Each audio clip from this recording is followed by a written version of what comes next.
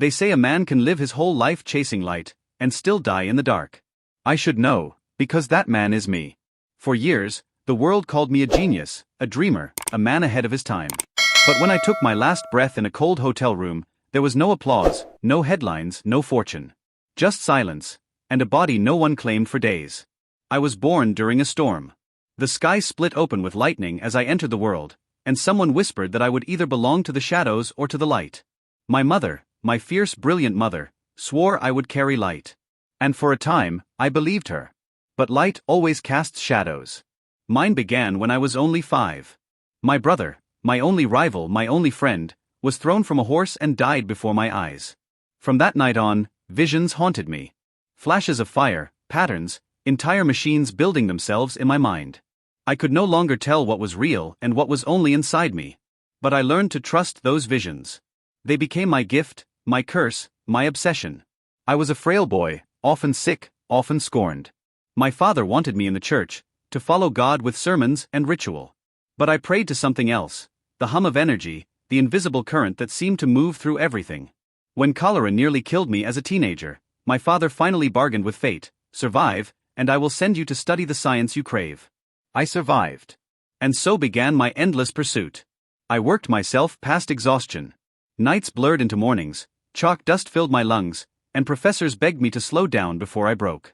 But how could I stop? I was calculating faster than I could write, speaking languages I had never formally learned, gambling away coins at night and ideas by day. And still, the world seemed too small for the fire inside me. Then came the vision in the park. A moment of clarity, electricity that could flow not in one stubborn direction, but back and forth like the beating of a heart. Alternating current. My gift to the world. That gift carried me across oceans. To Paris. To New York. To a man named Edison, already a king of invention, already adored by the world. At first, he praised me. Said I was unlike anyone he had ever met. But admiration curdled into rivalry. He believed in direct current, while I knew the future lay in alternating current. I solved his problems, he broke his promises. He mocked me, tricked me, refused to pay what he owed. So I walked away, penniless but proud. I dug ditches to survive. Me, the man who carried entire power plants in his mind, reduced to a laborer's shovel. But the current kept calling, and I answered. I built a motor unlike anything the world had seen, a machine that would spin the future into being. And finally, someone listened. George Westinghouse saw in me what Edison tried to bury. Together, we lit entire cities, tore the night apart with electric fire, and proved to the world that alternating current would reign.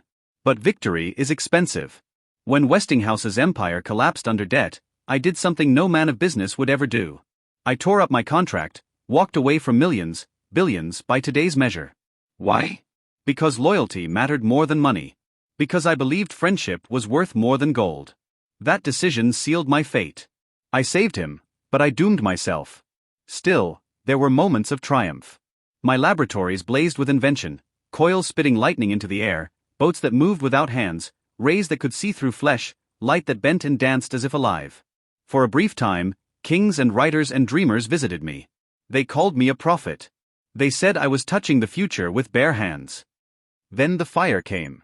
My lab, my life's work, reduced to ash in a single night. Years of visionsgone in smoke. And while I tried to rise again, others were waiting. Marconi stole my radio. Edison smeared my Name. Investors abandoned me. I built towers meant to send voices across oceans, power across continents, but they called me mad. They laughed.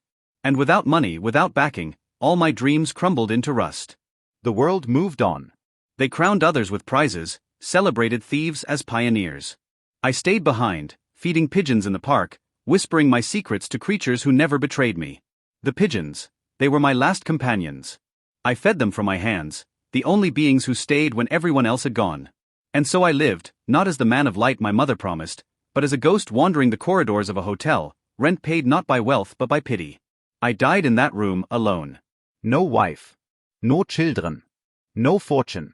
Just whispers of what could have been. But listen to me now. Look around your room. The glow of the screen you watch me on. The hum of your refrigerator. The surge of your power outlet. That's me. My hands, my mind, my sacrifice. All pulsing through your life even now. The world may have forgotten my name, But my current still flows through every wire, every bulb, every heartbeat of modern life. I gave you the future. And in return, I asked for nothing. So tell me, when history writes its stories, will it remember me as a man of madness, or as the man of light?